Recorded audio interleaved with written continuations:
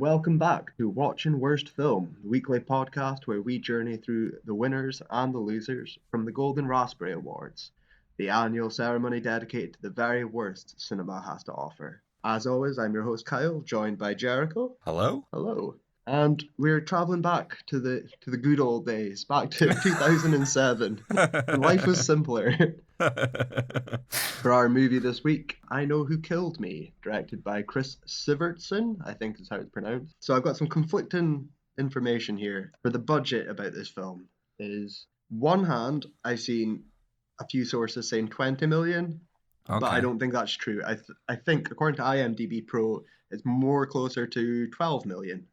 Either way though, it had a return of, take a guess? 17 million. 17, no, just shy of 10 million. It's 9.7. Oh, okay. So not a total bust, not a bomb compared to some of them, but it isn't getting a sequel. It's not recouping itself. It might have done all right in DVD, but I doubt it, and I don't have any stats for that. Apparently did have it had a great second life, so I wouldn't be surprised if it did make a lot of money on secondary markets. Absolutely. So yeah, as always, do you know what the equivalent is from the Academy Awards this year? 2007, assuming I'm not doing the wrong thing, 2007 is another iconic year alongside 1994, so it would be No Country for Old Men came out in 2007. Absolutely, and that is the winner. Yeah. I actually had a quick look at the Academy Awards, just to check who won it, and I was shocked at how many I'd seen as well. Yeah, I was like, because usually the Razzies in 97 or something, I'd seen them all, but yeah, it was also the year of my trilogy of neo-westerns. I grew a really good year. And also, just as always, I'm not going to say what the episode was of The Simpsons, but it is the year of The Simpsons movie. So a groan from you, a slight cheer from me. The last time I probably ever enjoyed The Simpsons in any sort of regards. I didn't watch the movie until years after the event, and the movie sort of marks my watershed point. I think I was still semi-regularly watching it before the movie, but after the movie, I've not seen 2 consecutive episodes. I would sort of lift up the rock, peer underneath, and be like, "Oh, Lisa's meeting Lady Gaga, huh?" and then place it back down. Oh yeah. Oh no, I get that. I did go see it in the cinema. Even just looking through both the Razzies and the Golden Globe Academy Awards, this year. Shocking how much I've been to the cinema and how much I've seen this year. This was a very eventful year for me. So good memories. But on that note, I will talk about a movie I had not seen in 2007. I Know Who Killed Me. What's your background with this film? My background with this film wasn't a lot. I obviously knew it was Lindsay Lohan. I knew it was critically panned.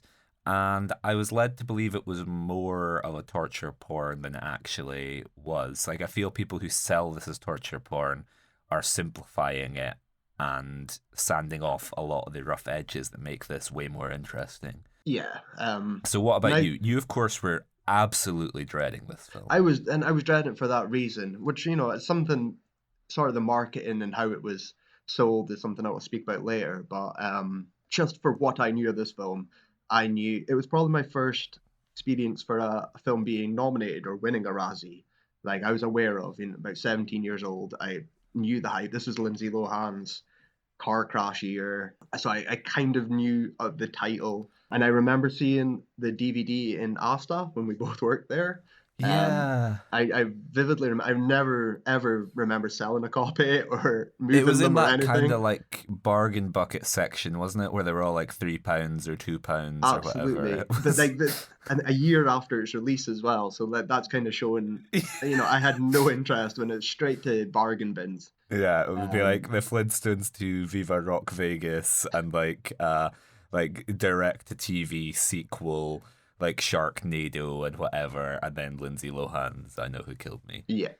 And even at the time of 2007, I've seen a lot of torture porn films. The Saws and the Hostels, etc., are all at their peak here. This is probably the biggest selling point, and there's so many cash-ins and knockoffs. This is pre-Paranormal Activity sort of fad kind of thing. So, but even with that, I still had no interest at all watching this. Yeah. So anyway, without further ado, on that note, take it away. Let's get through this. Okay, so once again, I don't think we could have found this one legally if we tried. We pirated it anyway. Yes. Right from the very opening shot, I was like, oh, hello. Like, this film, I could be in for a good time here. I'm enjoying this more than I've enjoyed. Like that opening shot, which is like a rainy puddle, and a neon sign like reflected in it. Like, that immediately sets a tone and a mood, and it's an aesthetic that I'm very into. And I was like, this is what Color of Night should have been. Yeah, that sort of rain-drenched noir reflections, as opposed to like a dazzling, like overlit Los Angeles daytime. Well, that was that was the exact same. On the opening shot, I immediately thought of season 3 of Twin Peaks. The Roadhouse, I'm sure the shot's exactly the same in the TV show as well. David Lynch ripped it off. Art imitating art. It's an endless cycle. I also immediately thought Color of Night because this had color in it right away, and it was at night. So already it was a better title for this film straight off the bat. This was instantly what I was expecting Color of Night to be, and not what I was expecting this to be. So like right away after this opening shot, it seeks directly into Lindsay Lohan pole dancing over the credits, and I still wasn't worried though because it was the competency was there. I was expecting a Hostel, Saw, torture porn, grim, depressing horror film, but there was still some style instantly right off the bat that kind of it appealed to me. I said to you, I'm in. I'm already in. Like, this is going to be. I'm keen for this. As you said, we get that title sequence of Lindsay Lohan dancing in a strip club. We get topless extras, and we get thirsty guys going like aruga in the crowd, and then we cut to Lindsay Lohan in a classroom. You're assuming the same Lindsay Lohan. You're assuming that she's stripping by night to pay her school bills, even though she's. Well, this is another this is another instant connection to Twin Peaks. I was seeing the the main cat Laura Palmer, especially in Fire Walk with Me, with the balance of innocent schoolgirl with a high school boyfriend, then doing coke and prostituting herself out at night. I seen that right away. Is I was prepared not for a Twin Peaks ripoff, but I'm thinking of Twin Peaks a lot already, and we're 5 minutes in. And this doesn't also help. What doesn't help as well is everyone in the classroom is at least 30. That's Twin Peaks as well. Like, everyone's so old in it. And did Lynch shadow direct this or something, or is this the only media that the director had seen, and he's just regurgitating it? That's how it works. Way. Yeah, in every film. You know what they say: the camera adds 20 years. Well, that was my theory to you, was that especially Lindsay Lohan's boyfriend looks so old, and my theory was that to make her look younger, we're going to cast pensioner as a high school boyfriend, and well, if he's 21, she must be 14 or something. The suspension of disbelief, I guess. Yeah, I called that guy Morty because he's got a yellow shirt and his hair looks a bit like a sort of like almost like receding hair, like stuck on like Rick and Morty hair. So that was the guy who's just like, oh, geez, Rick, I'm having some problems with my girlfriend, Rick. Oh, geez. But anyway, Lindsay Lohan does her little reading out a paper at the front of the class, which is, I can't remember it, but it's one of those thematically relevant, like the students can read out an essay which ties into, because she's like, and through her fantasies, her double was able to escape the. It's rattling off keywords like double. Well, I've seen that. I've seen this in The Lonely Lady. Mirror. I know what to expect. I'm getting flashbacks. We also see very early on, I can't remember if it's right after the scene, if there are piano lessons. Yeah. So the piano guy, the piano man, Billy Joel, the teacher, Yeah. Joel. He is. Was it me? Was it him that I said, "Oh, this is like Bruno," because he seems one part piano teacher, one part like psychologist, like life coach. Yeah, and like I guess what they're trying to go for is, the overstepping your mark as a teacher, I guess, and Yeah. advice, or the role. We both had teachers like that. The lines get weird, and I maybe had a you're trying to share teacher too much. announce to a county-wide conference that he was going to lock me in the cupboard until I wrote a poem for him or something. It was like that was almost like a "I know who killed me"-esque moment of like, listen, I'm going to cut your fingers off one by one until you write me the wasteland. Did you? No, he never did. And Oh because of him, I no. never developed a work ethic because empty No threats, Mr. consequences. Blank. Yeah.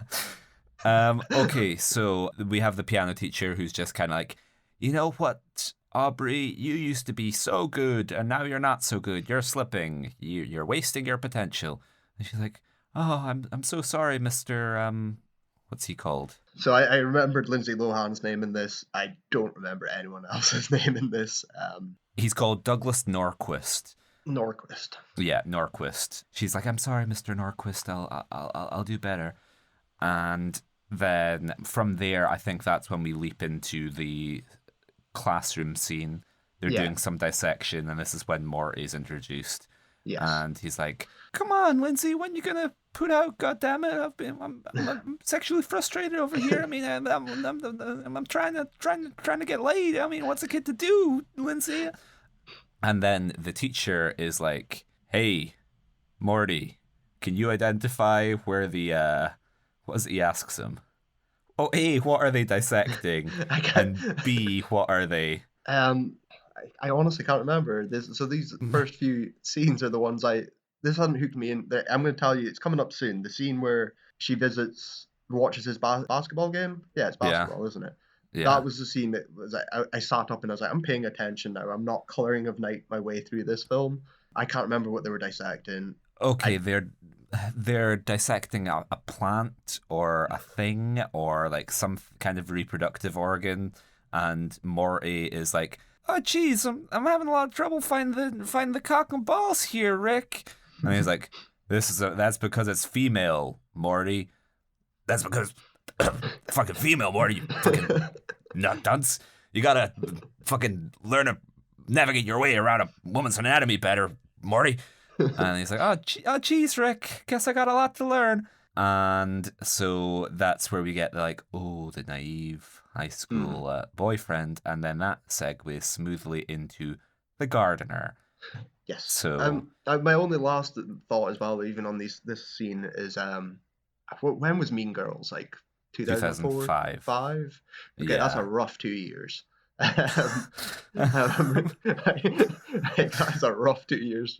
So yeah, now we can transition into the garden. That was my last point I just wanted to make. You could have told me there's 12 years apart and I would have believed you. Cocaine's a hell of a drug. It is a hell of a drug.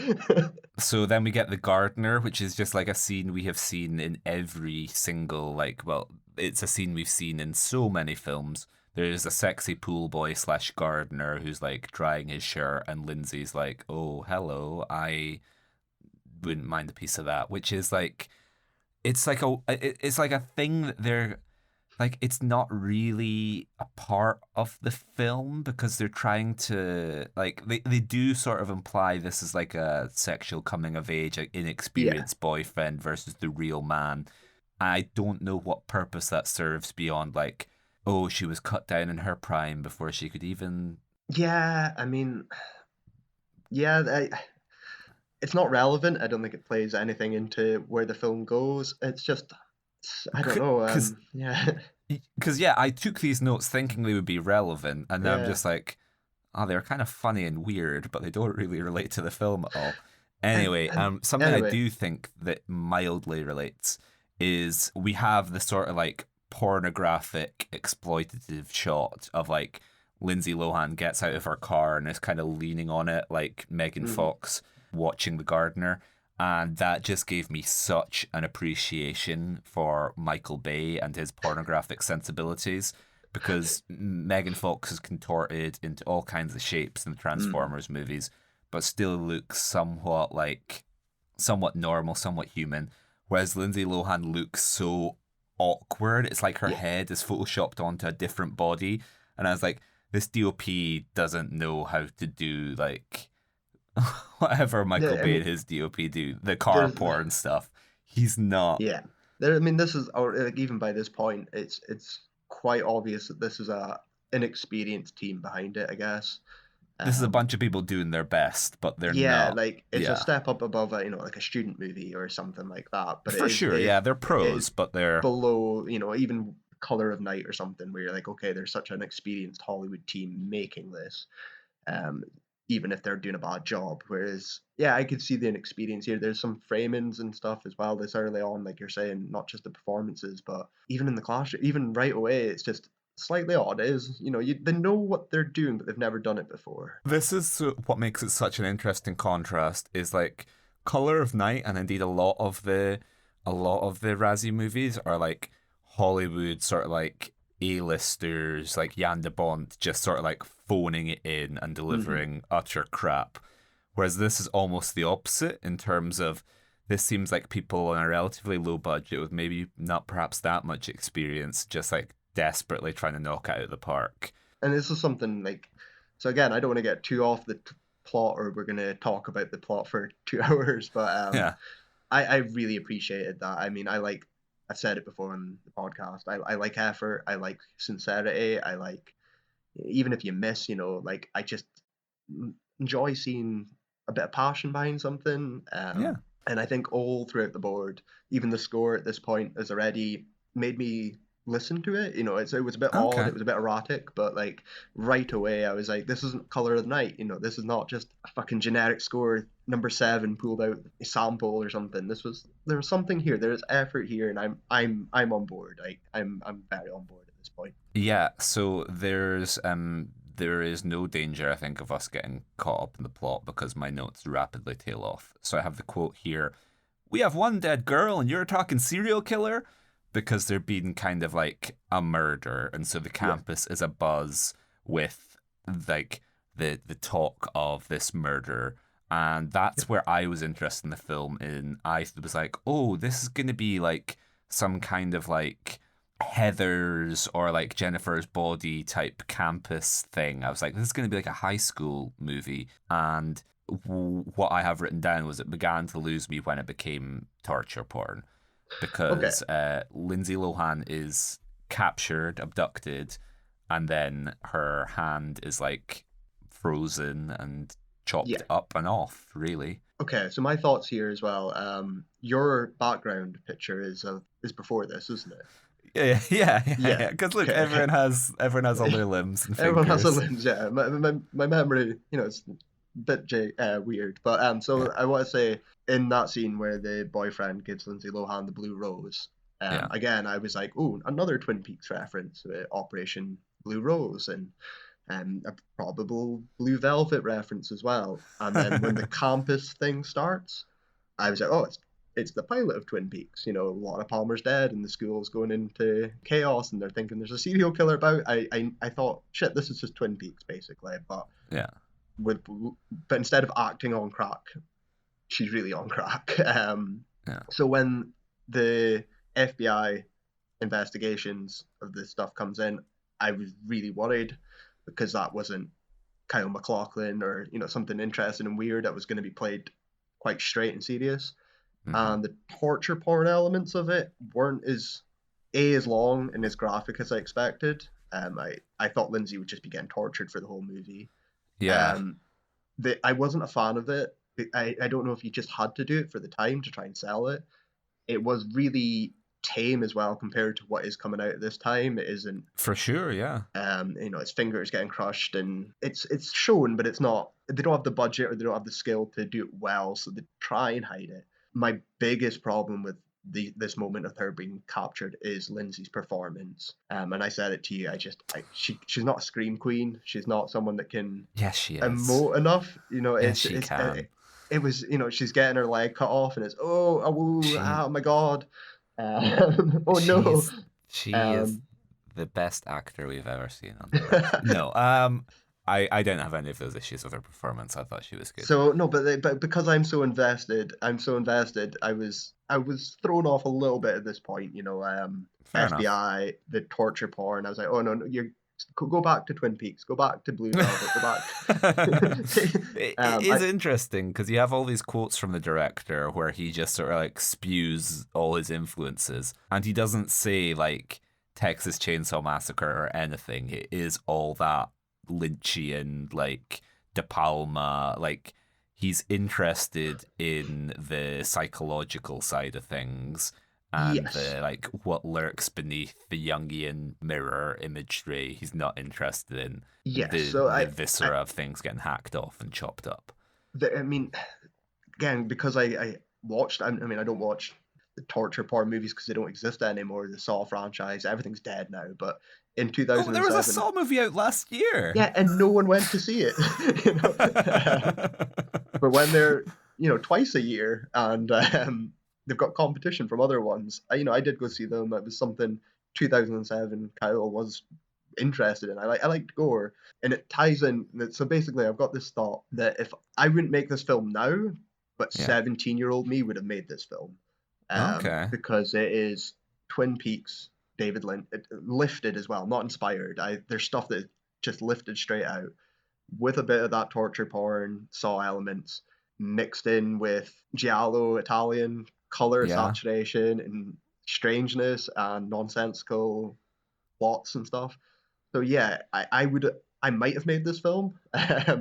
Maybe I directed it back then, but I related to this film in terms of I would have done this. I would absolutely, and I would have regretted it, and I would have realized, how maybe I should be inspired by Twin Peaks rather than just do Twin Peaks. Yeah, like I was really, really invested. So I think that's when the FBI stuff, I don't remember a single FBI agent's name or anything about them. That's the only part of the films that I kind of shut off at. So the screenwriter Jeff Hammond revealed that he intended the film to be an entirely surreal fairy tale with no police investigation or FBI elements, and he was forced to include them because of the studio, who thought the plot was too nonsensical. And so he said, the 360 team loved the script and were interested in keeping most of what I had written. They asked me to add an FBI procedural element to the story. I don't remember exactly how I handled the law enforcement investigation in the draft I sold, but for sure I'd underplayed it. I didn't want to compete with the surreal, delirious nightmare logic of what was happening in the Aubrey Dakota story, but they felt that the story needed to be more grounded in the real world, and I did my best to give them what they wanted. I continued to rewrite scenes here and there throughout the production, which 100% comes across. 1,000,000%. In that, like, they're just there because people expect them to be, rather than them serving any real purpose in the story. That's what, if you take the FBI element out, you do have a lot closer to like Blue Velvet, where the events are just unfolding and the characters discovering what's happening, and you're going on this journey with Kyle MacLachlan / Lindsay Lohan, to discover what's going on. Yeah, it's better in a pared back kind of, like you said, the fairy tale thing of small town America. The FBI aren't there. Maybe there's a sheriff who isn't really, who's a little bit too close to retirement. Speaking of 2007, maybe Tommy Lee Jones is there being like, you know what? I sure as shit don't know how to deal with this stuff anymore. You're on your own, Lindsay. My dad told me about a dream, and I'm just going to recount that while you go off and have fun. Because it doesn't work, and it's just a momentum killer for the movie. But to get back on track, Lindsay Lohan then is found by the side of a road or whatever. Like, she returns. Yeah. Who we assume must be Aubrey, returns after having had her leg cut off and her hand cut off. And sorry, this is psychiatrist. This is where I'm like, oh, this is Bruno, because we have like an FBI or we have like a psychiatrist doing an assessment of her, being like, can you see the color red? Like, do you have any attachment to the name Richie? And that's when she is like, no, but my name is Dakota. And she's just told that, it's trauma. It's, you're repressing everything. You don't remember because something horrific happened to you. I mean, so like when I was talking about the color as well, I joked when she was seeing her boyfriend's basketball team as the blue guys are the good guys. Blue is good and red is bad, because I'm 17. I'm thinking like I would if I was making this. That kind of turns out to be true in terms of not bad, but in terms of lifestyles, because Dakota, Lindsay Lohan, and this is to her credit, I will give her that she doesn't sound like Audrey or Aubrey or whatever her name is. She does put on a different voice. It's like lower and strippier and druggier, I guess, and more rough. So, but I didn't click that it was going to be. I still thought it was Aubrey or Audrey at the time, and it's just trauma. It's going to be one of those, if it's done in 2017, it's just all trauma, and we're going to resolve this through something else, or So yeah, I didn't know what to expect at this point. I liked Lindsay Lohan's reaction to her noticing her leg missing, or oh my god, or oh no, gee willikers, like it's just not great here. But I'm giving her credit here for trying, and then again, that's all I'm asking for. Okay, before you add that insult of trying, I did appreciate the concession to my beloved Lindsay Lohan there, because I think she does a great job here. Dealing with all sorts of troubling circumstances outside the picture, I think her performance is perfectly adequate. So, this is where my notes rapidly tail off. She gets given a robo leg and a robo hand. So, it's a little bit like Rose McGowan in Planet Terror. This is So this is my last note before I just end up watching the film and not thinking about notes. And I'm enjoying it too much at this point. I noticed Darnell from My Name Is Earl, Turtle Man. It gives her the robot arm. So that was the first time I'd noticed an actor as well. A lot of the other actors I've just never seen before. And it gave it that 2007 time fit as well. And I was like, yeah, well, again, I'm thinking like how I would have done this at 17-year-old. Fucking robot hand. Yeah, this is going to go Planet Terror. I'm going to get a From Dusk Till Dawn effect. She's going to go on a rampage to try and hunt down her killer or something, or attempt to kidnap her, whatever the fuck it is.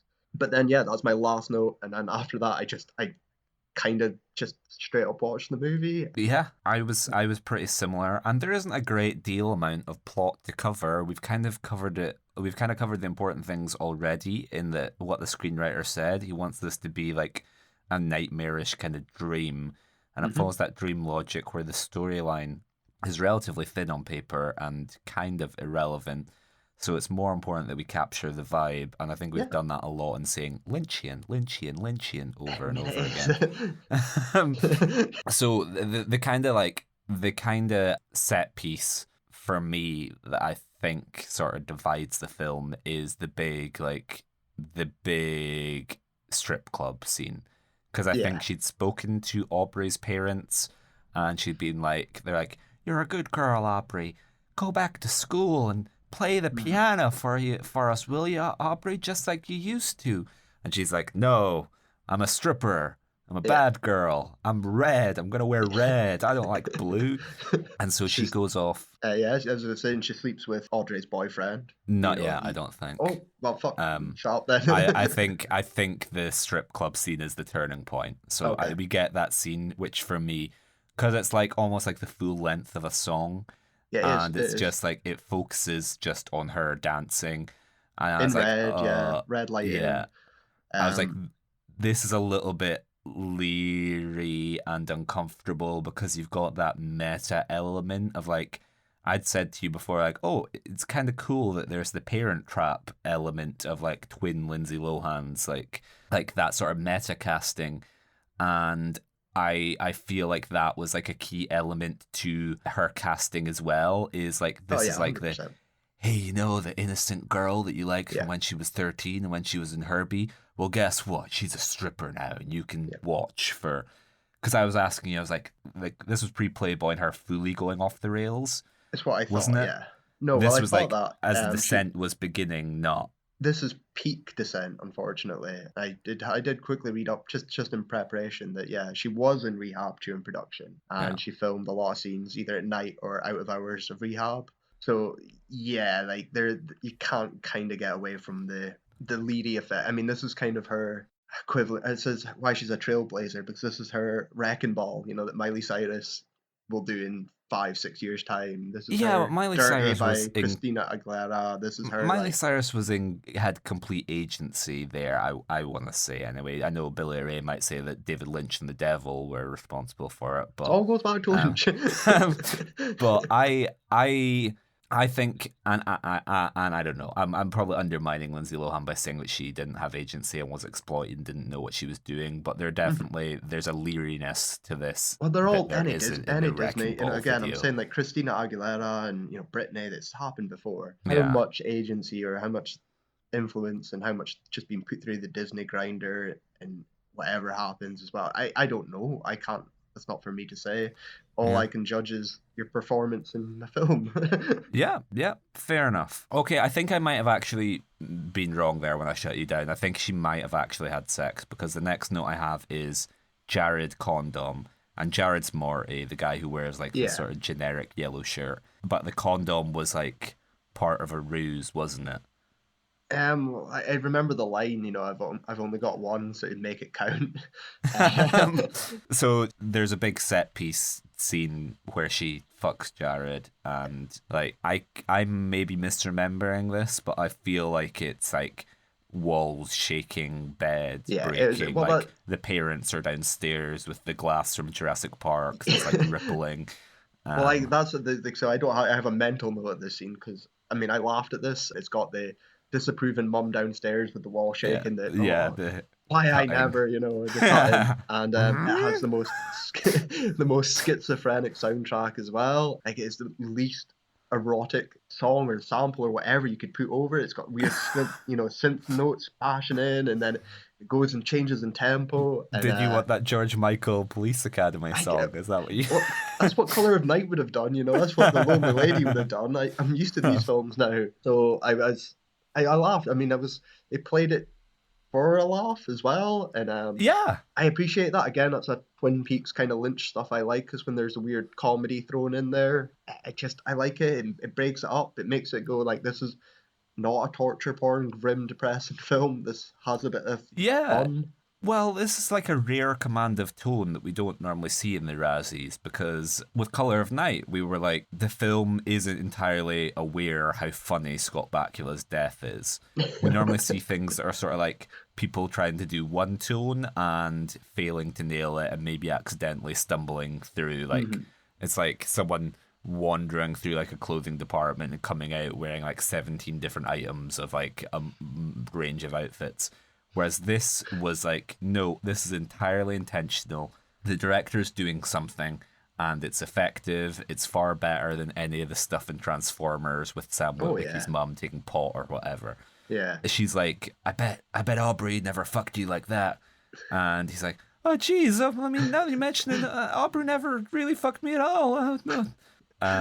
And then some stuff happens, and then I think Dakota is like, I need to solve this mystery. I need to get to the bottom. Well, yeah, at the end of the sex scene, it takes a weird turn as well, because after what you just said is when she starts going on about phantom pain.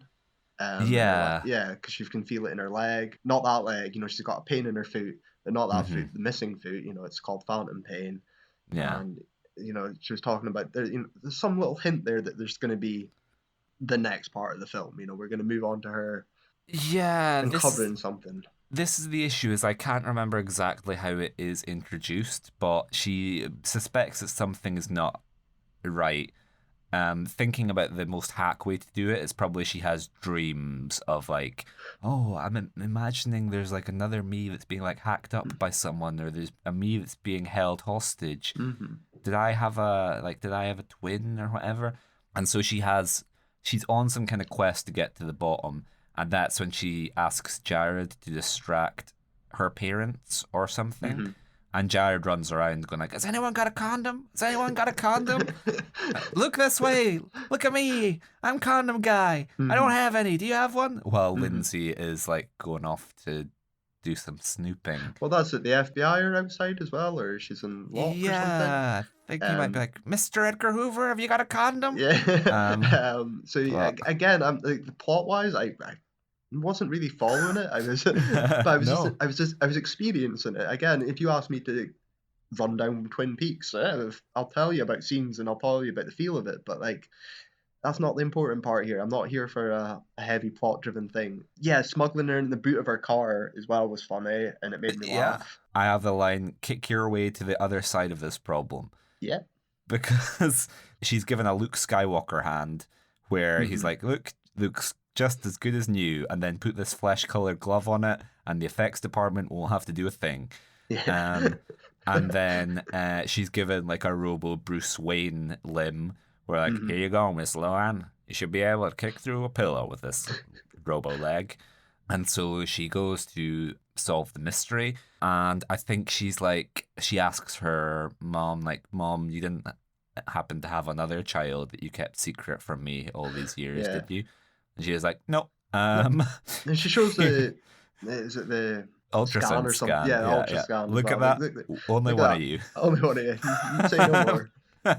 And you know, there is the points as well that like little FBI DNA test as well, and it's a match. Which would be right for a twin. So it doesn't, you know, like there's enough thought that goes into this. My next part I really love with these is when she does have these weird like hallucinations and dreams about the killer. This is where it gets a bit more creative and not so much Lynchian, because I think it's more of its own territory, because I don't know. I think that's the Red Room burns you. Yeah, but they're like, but that's no, but like, yeah, I get that, and I understand that, but I mean, for me, my reference was Red Dragon. If you're speaking about the guy with the moving tattoos, yes, and that's exactly. But I liked it. I liked that. I liked all that. We get all sorts of trippy imagery, including Mirror Lindsay, which I just want to say, this film is really what Color of Night should have been, because from the opening shot with the reflections, like with the use of mirrors and doubles, it's all done sparingly and well, which was very much not the case in Color of Night. But I do remember you saying to me during the Red Dragon scene where a guy has tattoos that are kind of moving and changing, and you're like, oh, holy shit, wow. And I was like, oh, this is it. This is Kyle. Kyle's fallen in love with this. This is where you're getting, again, when I'm going into like Giallo, when I'm talking about like what would Argento and stuff do, I do get that, because this was probably where it clicked to me, and I'm sure I said it, if this was in Italian and had subtitles, I would have fucking loved it. Yeah. Put a grainy stock filter over it, some more psychedelic editing. So I was, other than, I had my criticisms why I didn't love it maybe so much, but I was really enjoying it. I was really up for it. I like this parent trap twist that's coming up. I liked it all, yeah. Yeah. So basically, she then discovers through someone that the reason that she is it Neil McDonough? Neil McDonough's her dad, and he reveals like, oh, the ultrasound picture you saw, like that baby died, and so you were adopted, and we took Aubrey while you stayed with like a crack addict on the wrong side of the tracks, kind of thing, wasn't it? Is that I could be speaking at my ass here, but that's based off like a real thing, isn't it? Like in a social experiment, like splitting up twins and putting them in different. I mean, like a Prince and a Pauper style thing, or exactly. Like there is that Man in the Iron Mask, fictional. It has a great lineage with fiction. But in terms of psychological experiments, like, the Nazis did all sorts of stuff like that, where like, oh, let's torture the twin and see if the other one can feel it. Yeah. And then the documentary Three Identical Strangers That's what I'm thinking about. Three Identical Strangers. That's exactly what I was thinking about, yeah. Yeah, the triplets going to lower class, middle class, upper class. Seeing how they turn, That's what I was thinking of. Yeah, so basically they've done a Two Identical Strangers with old Lilo, and that just came back like 20 years of like, oh yeah, that's what the tabloids were always on about. Suddenly I just went crashing back to 2007. Yeah, so she sets about trying to find her twin, because she's like, I know she's still alive, like I can feel it. And something happens. Neil McDonough's kind of helping her out. Yeah, he does help her out. Oh, it's a blue ribbon thing, isn't it? Yeah. It's a blue ribbon. That's what gives it away, is it's old blue. And she sees like a blue ribbon that has like a message from her piano teacher or something. Yeah. And so she realizes like, oh shit, it's Norquist. Yep. And that's when she title drops as well, isn't it? When she turns to her dad, and I know who killed me. Yeah, that is like that is just like maybe one of my like favorite title drops in cinema history. I was Oh, losing my mind in the chat when that happened because it's so good. It's in my head. It's almost like a crash zoom as she says like, "I know who killed me," and I was just like, it was so good. She delivered that line perfectly. oh, Like a Pia Zadora is not going to give you that. Like it was so good. Such an amazing. Yeah, no, like right towards the end, last 10, 15 minutes. That was where I was like, oh, I kind of love this film. yeah. But yeah, and so she goes off to find Norquist, and they have a big fight. You think Neil McDonough's dead, but Neil McDonough Yep. isn't actually dead. She kills. She kills him, doesn't Yeah, she? Yeah, she with does, yeah. her Robot arm. augmented, And augmented limbs. then digs up her sister. Yeah, so then she sets about digging up Aubrey, and this is something where if the film had had more dream logic, it might have worked because Aubrey's alive. Yeah. And so we're like, did he just finish burying her? How long has she been missing? Like, Yeah. how long has she been down here? Yeah, like, yeah, is this taking over? Is Dakota's life in Aubrey's shoes taking over a day because she looks fine? Yeah. You know, like it's. No, yeah, she looks better having been buried alive than I do, like right now. But then again, like maybe in a different cut or in a different way, if you went into the dreamlike sort of style, you could have. I know I kind of expected it to crash back to Dakota's actually on the floor and Norquist's actually killed her as well, and this is like her dying vision is reuniting with her sister, or cut. Maybe what's the Saint Maud kind of ending? It was gonna quickly cut as well, and Yeah, it's a skeleton she's holding or something, or I don't know, or yeah. Dakota's embody. But no, it doesn't. They It do has reunite. that parent trap reunite. Yeah, Yeah, like, hey, now that we're both here and we're both missing a limb, let's pull some hijinks on our yeah. parents. And I wanted I'm to glad see. that Neil McDonough didn't die. I wanted to see some split screen, and it Yeah. did it really well. Yeah, no, like fair play. Much better than I was expecting. Okay, so this is where I have some behind the scenes stuff for you. Lay it on me, So, please, because I've avoided this on purpose for the surprise. okay, so I haven't been able to find it yet, but it's apparently included on the DVD and Blu-ray extras. But there was an alternate ending to this film where Okay. it was all a dream. Oh no. Where there's a third Lindsay Lohan, and this is a story like so when she's giving the reading out her paper in class. Yeah. It's like this is a creative story written, so it's like, and then the sisters were reunited. The end, and she like sort of. That's bullshit. Yeah, if they went with that, I'd have been furious. Like you've got to lean into the weird. I will accept that someone's been buried alive for a week and looks fine, but I will not accept that it was all a dream. I would not. I'd be furious. Furious. Yeah. So apparently the test audiences didn't like it, and that's why they changed it. But the writer used that as a defense for some of the weirder elements. Like people were like, "Oh, why she got this like robo limb that gives her like superpowers?"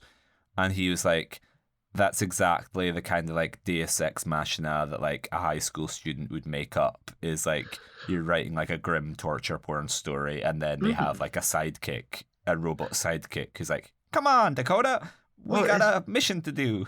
Again, I it's weird because it foreshadowed for me Twin Peaks season 3.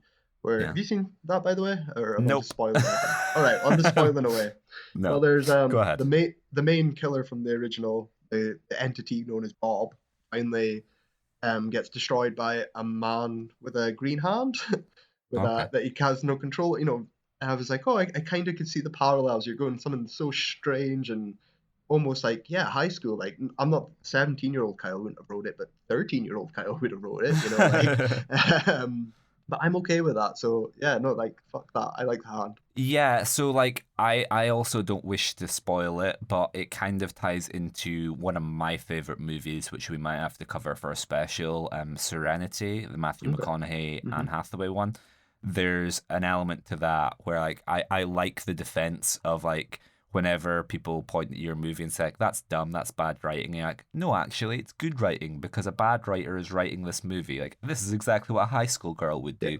I'm going to do that for every project I write in the future. I'm going to have like a deleted scene at the end where you discover that like a 12-year-old boy actually wrote the story.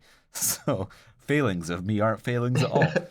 I'm glad they didn't go. I was just going to say, I'm glad they didn't go for the alternative ending though, because I've spoke about it previous episodes. That's why I hate Helena, Finding Helena, Boxing Helena, which has the Twin Peaks connection as well. I hate that. I hate that so much.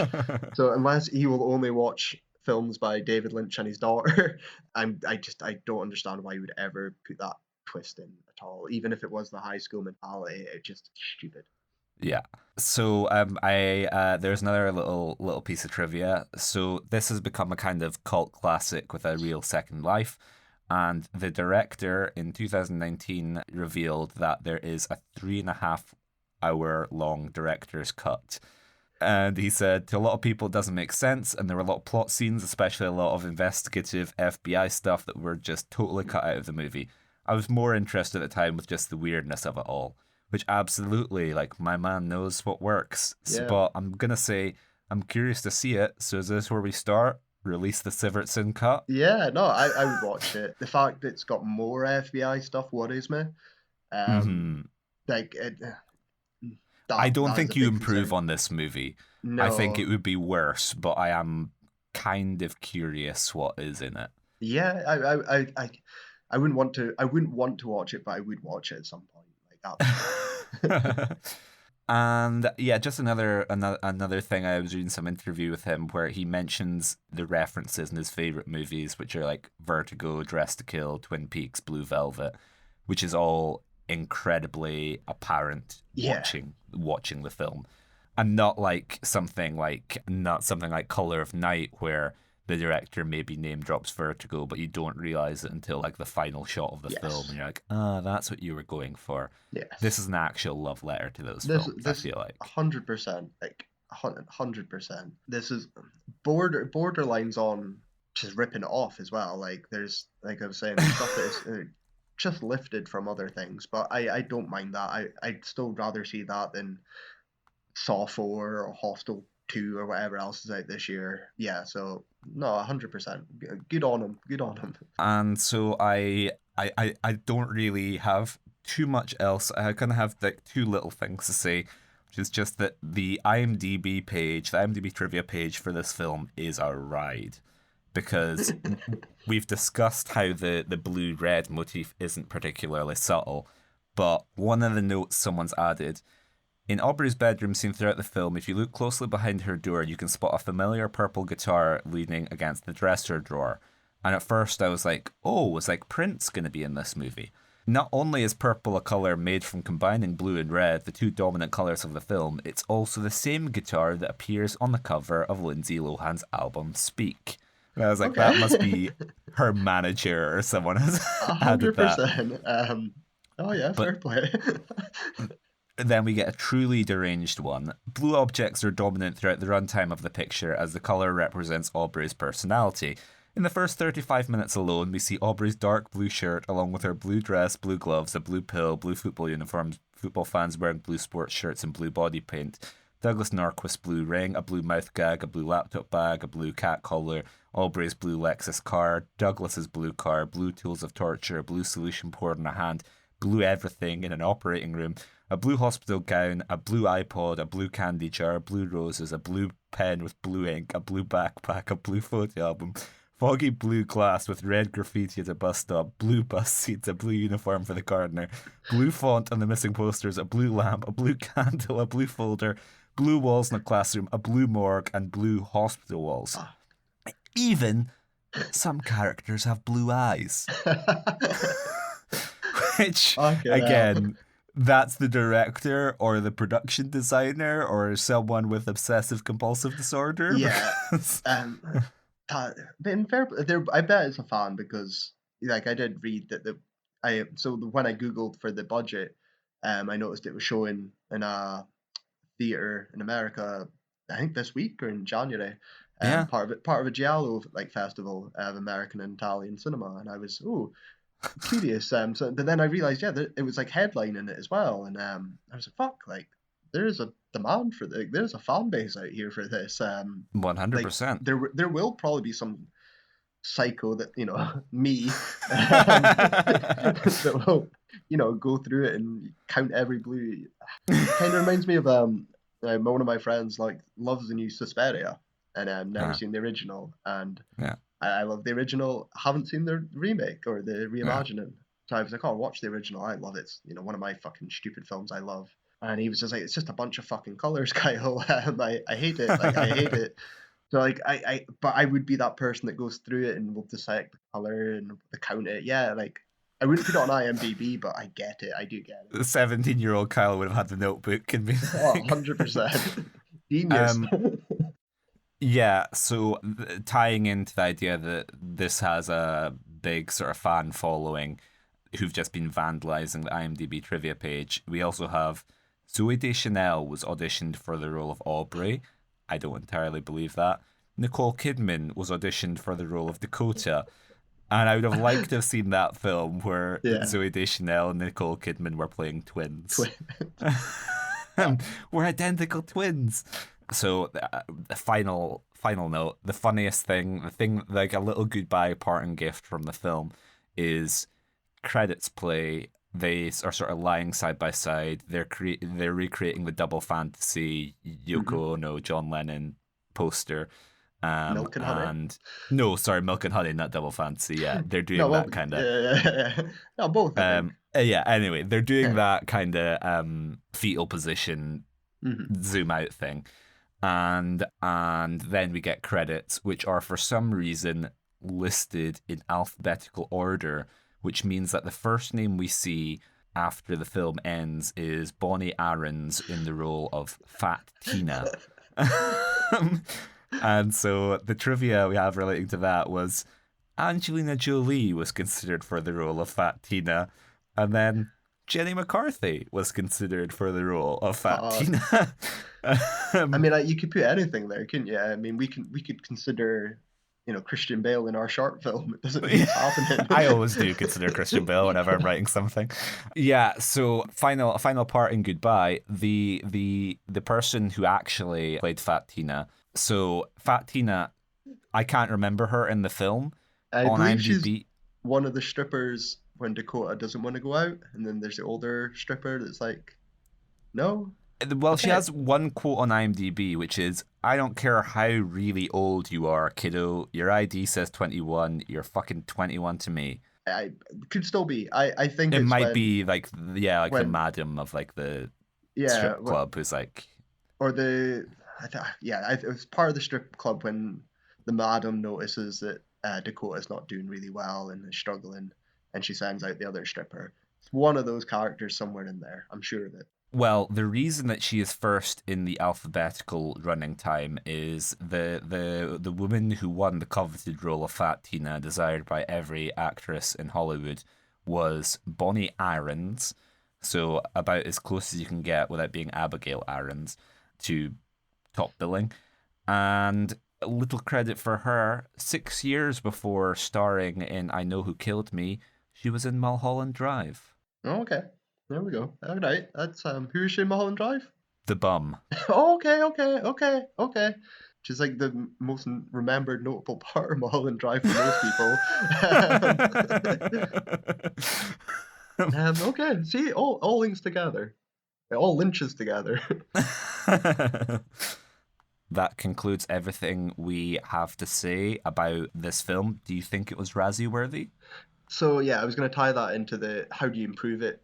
Is it Razzie worthy? I couldn't improve this film. I really enjoyed it. It was a blast to watch. It's my biggest surprise watching so far for this podcast. I knew how good Indecent Proposal was. I was pleasantly surprised, obviously, with Cocktail, but I knew it'd be fun and you knew you'd laugh either at it or with it. It'd be short and sweet no matter what. This was something I was dreading, and I really, really, really enjoyed it. So if I was going to fix it, obviously some of Lohan's performances was not for me, but that's a discussion for later. I would have changed the title. I think the title's terrible. How you would rob me of that title drop? I would give you a different title drop. I would still put it in for you. I don't think I think it was a big reason, along with the marketing, on why this failed so much. A lot of film I got a lot of vibes from, or similar, was The Empty Man, which is another film that was terrible title, disappears, no one watches it, but it's weird and it's original, and that's what I'm asking for. Even if I wouldn't recommend it, I still really, really enjoyed it. So I don't think this is Razzie worthy in any way. Do you have something in mind for your alternate title? Not on the spot, but I will think of one. Lindsay Lohan in Help, I'm a Stripper. Or you just have like girls, girls, girls in neon font. If it had I don't know, well, like that's not. I'm trying to think of like a Lynch title as well, almost. Yeah. And I'm struggling with that. But something a bit more artistic, I guess, might have been. Has better. Anyone got a condom? Color of Night is a better title for this film. It genuinely. Well, I don't. Yeah. Yeah, I'm gonna go with The Color of Night, and then you can still name drop that. So I'm happy. What's your thoughts? My thoughts are no, this isn't Razzie worthy. I basically just echo what you've said. This was the most pleasant surprise that we've had thus far, I think. Yeah. In terms of fixing it, I do think this can be improved upon. Like I said, I don't think the 3-hour cut, the 3.5-hour cut is the way to do it. But adding that kind of like sparseness, if you just remove the FBI and leave a little bit more room for the viewers' imaginations to fill. So I'm not as much of a Lynch devotee as you. So my reference was Nicholas Finding Refn, who in his own way has made a great career out of plagiarizing David Lynch. Yeah, absolutely. In certain films, anyway. He has many strings to his bow. He can plagiarize Scorsese, he can plagiarize...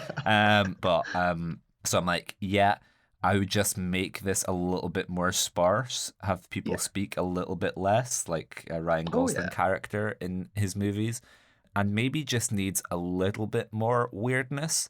Norquist was a letdown as the villain. I wanted Dennis Hopper. I wanted someone listening to Roy Orbison. See, that's it. That's when I would say, like, if you want the sparseness, if you want this better, you go watch any Lynch film. Really, go watch Blue Velvet. Go watch Fire Walk with Me, and that will give you the experience of weirdness and starkness and everything else with it. You take out the FBI, you take out some of the dated factors of this film. If you take it out of 2007, if this was made in 1987, probably be a lot better, but I wouldn't change it because even the worst parts for me still make it stand out as something different. The more I think about this film, the more I like it for what it is. Yeah. So yeah, no changes.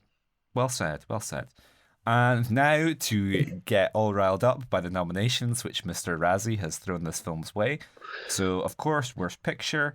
It won for Worst Actress, Lindsay Lohan and Lindsay Lohan in I Know Who Killed Me as the characters of Aubrey Fleming and Dakota Moss. Is this counting as one win, though? This is not two separate awards, right? She tied with herself. No, it was a double, yeah. Okay. And then it comes up in Worst Supporting Actress, Julia Ormond as Susan Fleming. So her mum, who really wasn't notable in any way. No. Which, if you're going to single this out, I don't think you do single this out for any other nominations. But if you do, it's one of the many male characters who aren't great. Like Morty. Morty's a target. Norquist would be my target. Norquist for sure. Really is poor. Yeah. And he's like one of the first characters with dialogue as well. And he is, yeah. Yeah, and that's a bad start. If he's nominated, absolutely. He's the one nomination I will concede. All of the male characters, you can make a pretty compelling case for being bad in their own way. Norquist, most glaringly. Morty. Even Neil McDonough, when he's kind of on the quest, he doesn't quite have the, like, I'm joining my daughter's twin on a... He's a little bit too light. Like, tonally, he doesn't quite... Well, like, he doesn't really... that's... I'd say for both him and Morty, it's plays into at least the Twin Peaks soap opera B-movie style of it. Yeah. That was okay. It's not good performances. I'm not going to say they did well, but it fits enough for me. It makes it weirder and straighter and better performed, and maybe I'm getting a different film. It's only Norquist that really made me go, oh shit, like that's rough. Yeah. That you're either not an actor, you're the assistant director, or yeah, this is just, you're not good at this. Well, from the name, I was almost like, is he meant to have like chilling off Scandinavian energy? Is he meant to just be a little bit like, "Wer is the Manny Lebowski? Or we cut off your Johnson?" Like there's something I can see where I'm like, oh, maybe, or is he meant to be like a sort of Fargo type Midwesterner? Is he? But he's just nothing. He's just an awkward actor. Yeah, 100%. Worst screen couple, Lindsay Lohan, and Lindsay Lohan as the yang to her own yin in I Know Who Killed Me. Fucking bullshit. They share right 10 seconds of screen time together. So, and even if you're just going to say they're dynamic, I will like totally give her credit for at least playing two different characters. Yeah. Like, any reservations I have about Lohan's performances, no, Mr. Razzie can fuck himself. That is crazy. Well, I'm a stan, so obviously I'll fight the corner, but you aren't, and even you were like, well, yeah, she adjusts her voice. She's a little bit more like gritty for Dakota. So she does. She's a better twin performance here than she does in Parent Trap. You know, like she's improved. Like. And then we have worst remake or ripoff. It also won for that. I Know Who Killed Me, ripoff of Hostel, Saw, and The Patty Duke Show. What? What the if fuck's you're the going Patty to do Duke anything, show? What's the Patty Duke show, by the way? The Patty Duke Show is a sitcom from the 60s that ran for 3 years, which again is just confirming our beliefs that Mr. Razzie is very precious about sitcoms from the 60s. Yeah. Because for me, I'd be like, it's a ripoff of The Parent Trap if you're making that joke. Because the Patty Duke Show just has the, twins, doubles. Oh, okay. He's going with that. But you would, again, The Parent Trap's right there. Yeah, it's fucking stupid. I mean, I would almost understand a Blue Velvet Twin Peaks nod or like a Lynch knockoff, but like, for sure. Yeah, it doesn't rip off Hostel or Saw any more than a movie in the genre. Like, did Mr. Razzie watch Saving Private Ryan and go like, oh, this is ripping off Casablanca, isn't it? Like, it's just in the same genre. Like, it's not having seen either of those. It's not. In fact, it's almost running away from them. It is absolutely, that is really wrong. And, it kind of like reinforces the theory of this is punching down at Lindsay Lohan. This is kind of gross, and like when you've got to kind of make up and twist things to fit an award to make them win, like that's worse than anything Norquist would have done. I don't like it at all. It really, really annoys me for that. And then we have worst director, Chris Sivertson win for I Know Who Killed Me. We've kind of covered this. We're fans, like, and not even in an ironic way. No. Come on the podcast, Mr. Sivertson. Absolutely. Like, yeah, like this movie is an achievement in directing. He hasn't done a huge amount of work since TV movie. He made Wicked Lake and remade his own film All Cheerleaders Die. But okay. So he hasn't necessarily thrived since, but based off this, I'm a fan.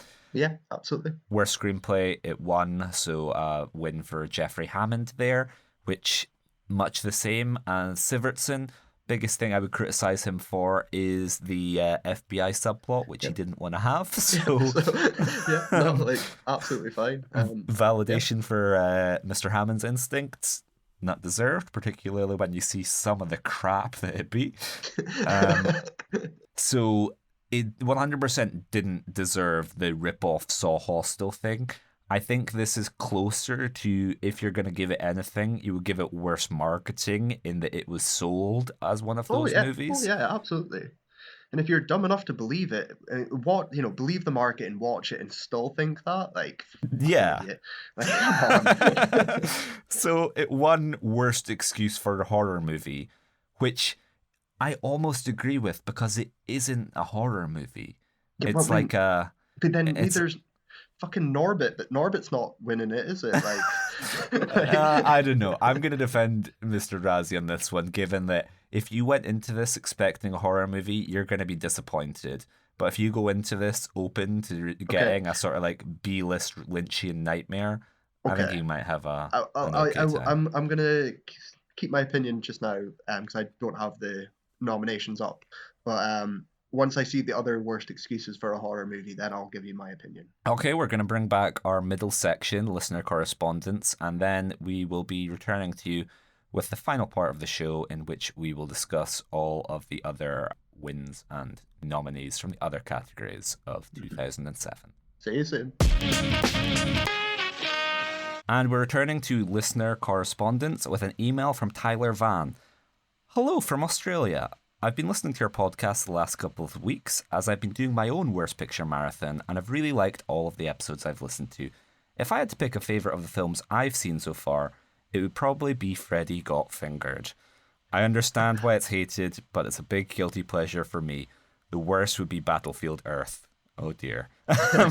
Anyway, I can't wait for more upcoming episodes. Keep up the great work. You guys are awesome. Well, thank you, Tyler. That is a very lovely Tyler. Email. So I relate because, I can't wait to watch Freddy Got Fingered with you. I love it so much, and I've seen Battlefield Earth too, and I hate that so much. So you could be correct at the very end of this journey. I could have the exact same sentiments as you.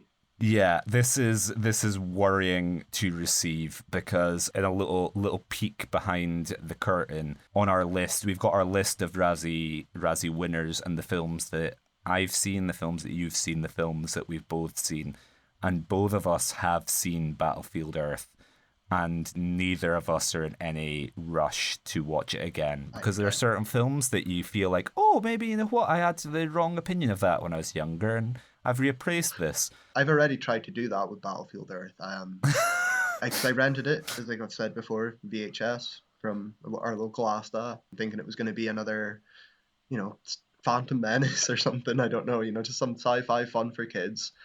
And I remember hating it. I remember the first 30 minutes, and then I remembered maybe just turning it off or playing with my toys or something.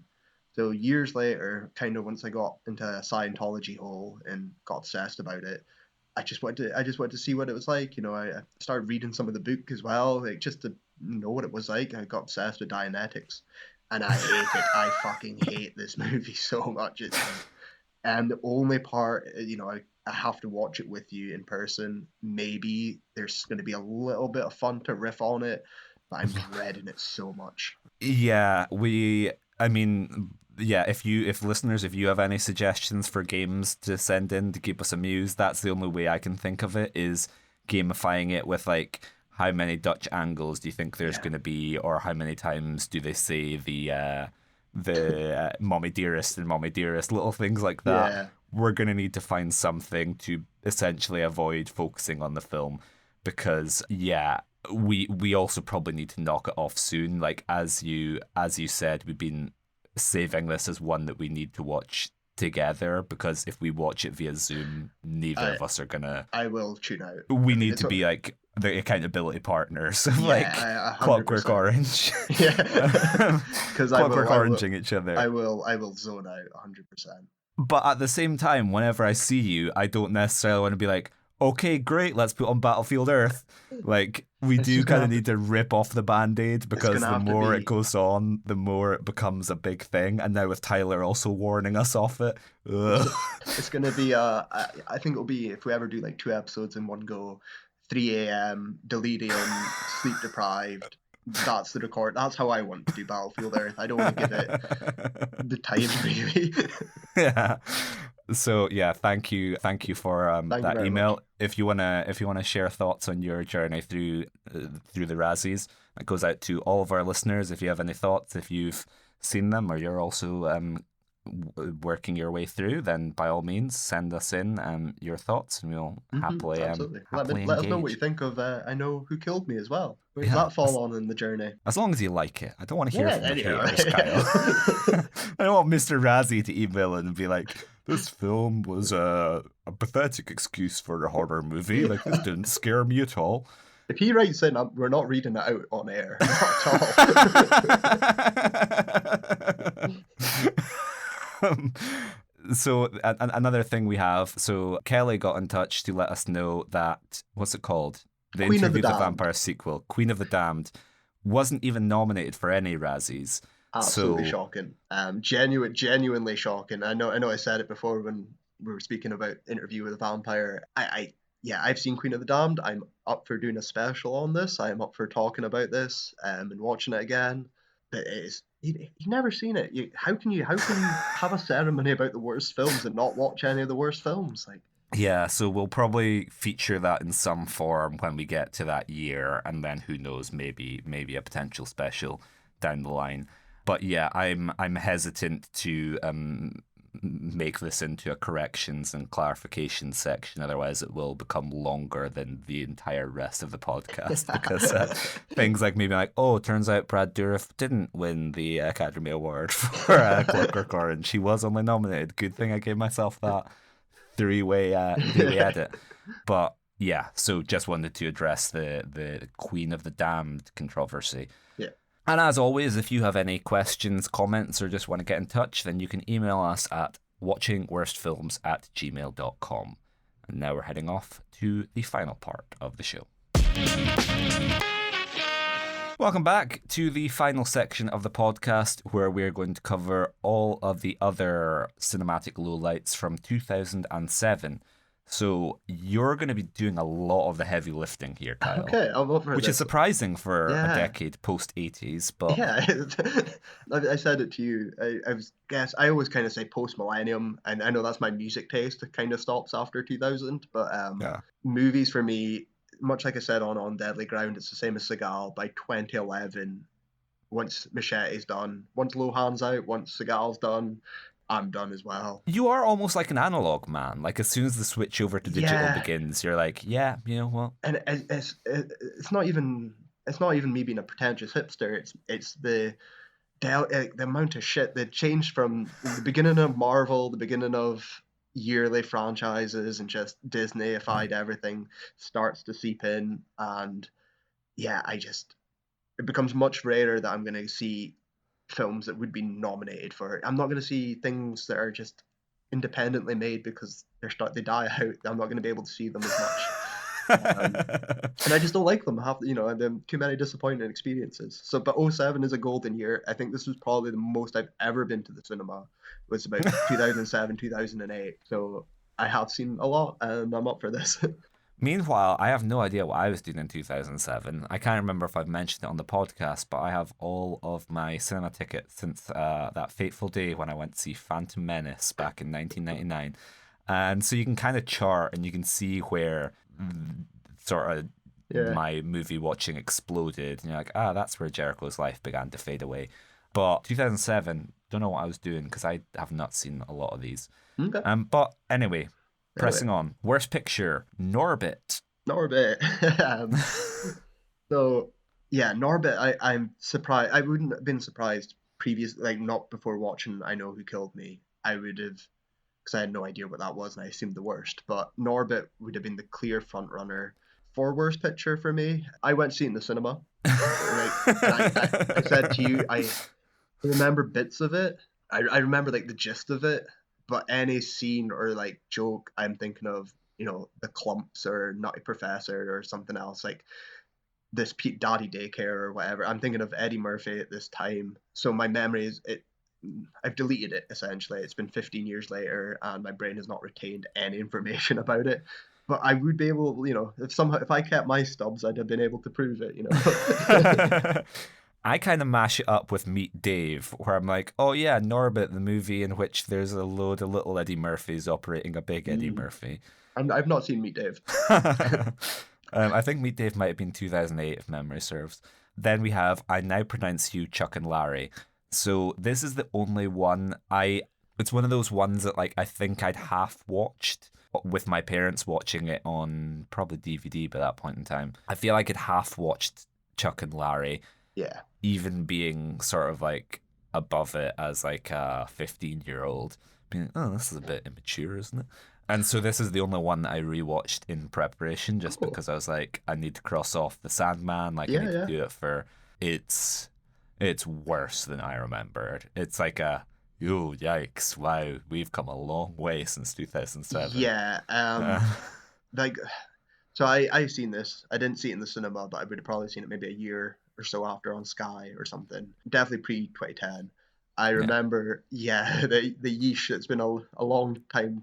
Has changed a lot of things. The biggest thing I have remember about this film, other than the insensitivity and how grossly out of date it is Rob Schneider. Yeah. His performance is like I'm never gonna leave that from my brain. That's like, well, I will forget Norbit, but I'll never, unfortunately, I can't forget Rob Schneider in Yellowface.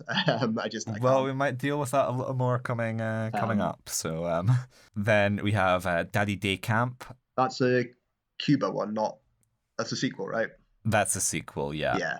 So I've seen this one as well. Christ, I have seen too many of them. Same effect. It would have been a year or two after on Sky. I remember Daddy Daycare a lot more. I do remember Daddy Day Camp. I remember Cuba going up against his enemy that's running another daycare camp and essentially just being the same film, but worse. I mix up with all those other Cuba Gooding Jr.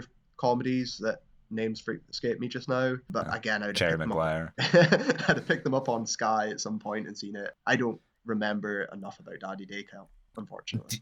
Do you remember enough to know if there's connectivity between the two? Like, is he playing Eddie Murphy's character? I don't think so. Okay. I could so be it's wrong. Home Alone 3 as opposed to Home Alone 4. Yes, yes, same idea. Just I don't think it's the same character. Yeah. I wish the Daddy Day Camp had more franchises. I just wanted to see like that grizzled kind of like divorced dad. We can get Lawrence Fox in on it. I want like Will Smith and like, what are we? Some kind of Daddy Day. There was a sequel as well. Was there not a third one? Was there really? I think there is a third one. I'm like, no idea. I don't have it open, but I'm pretty sure there's a third or a fourth or fuck knows. It could be like a Home Alone where it almost feels like a trick question. Like, how many Home Alone films is there? 8 or 7, 6? I'm sure there's a third one though. Okay, and then we have Bratz, which I have not seen. 17. That was a welcome relief. I'm going to see Bratz. Okay, and then worst actor, Adam Sandman Sandler in I Now Pronounce You Chuck and Larry as Chuck Levine. So what's your thoughts on that after just recently rewatching it? It's interesting to watch it because until we got the sort of like adrenaline shot of Uncut Gems, I was like, oh, this was the last time Adam Sandler kind of had a job in a film, given that he's like a fireman. Yeah. Whereas in the other ones, he's just kind of like a man who goes on holiday or like an Israeli hairdresser. Yeah, so I say Click is always my film of Adam stops caring. Yeah. And I don't really think the holiday films have completely got into swing yet. So yeah, this is that don't mess with that Zohan period, which has at least got more energy than this. He has more energy in it. This is a tired Adam Sandler that is only here just for a paycheck. He's surprisingly horny in this, which I don't know if this was like the turning point where his wife starts being in all his films. That's the holiday effect, the grown-ups effect, isn't it? Yeah. Whereas in this one, he's got like Hooters waitresses surrounding him in every scene, and like. I mean, I don't want to be like charitable and suggest that it's for the character to work, but he's like, he's surrounded by Asian Hooter waitresses, and he like is ordering loads of like. There's a big scene where like he's getting all his pornography and his sex dolls delivered to Kevin James's house, but I was like, oh. Rather than like hanging out with his friends, he's hanging out with like a load of scantily clad women. This is a side that you don't really get from him anymore. Now he has more of a wife guy, family man energy. Yeah, definitely. I don't know if that's Sandman's influence, but yeah. Anyway, he isn't great in it, and I will concede that. Yeah, no, it's nowhere near as bad as he would become, but he's not like. He's not what I want a Sandman performance to be, which is either good, like Uncut Gems, Punch Drunk Love, or like a zany man-child. Here he's kind of like a working class Joe.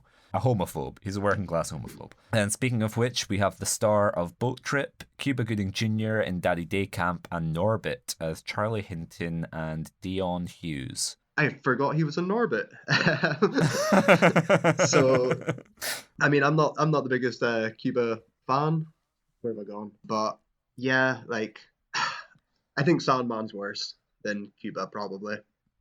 It's interesting because sometimes, like, the Razzies do that category fraud where they will have someone in worst supporting actor and then worst actor for different films, whereas other times they group them together because Cuba can't be a lead. Well, he's not the lead in Norbit, so surely. Yeah, exactly. You can't throw him in that. No. So you're missing out on the opportunity for like a double nom there, I think. Yeah.